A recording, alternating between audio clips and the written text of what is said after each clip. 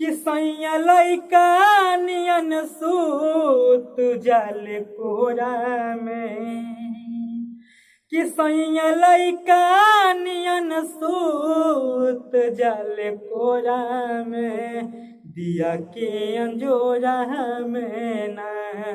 सैया लइका नियन सूत जाल कोरा में, दिया के अंजोरा में ना।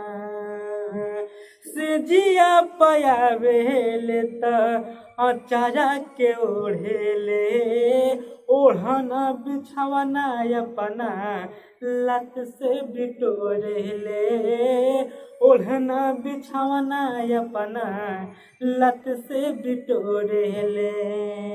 तके तनो दूधावा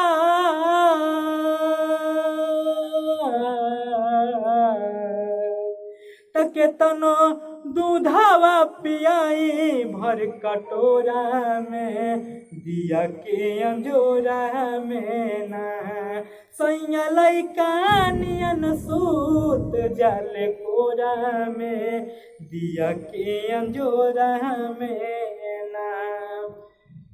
नमस्कार, प्रणाम, हर हर महादेव। हम भोजपुरी गायक अविनाश रिमझिम। जितना भी हमारा मगहिया 320 के माध्यम से देखा था सबके गोड़ छू के गोड़ लगाता ने। प्लीज़ भैया हमारे चैनल को सब्सक्राइब करिए, लाइक करिए और अच्छा लगे तो कमेंट में हमरा जरूर बताएं जा। आप सब हमारे चैनल का प्यार दुलार आशीर्वाद इसी तरह बनल रही।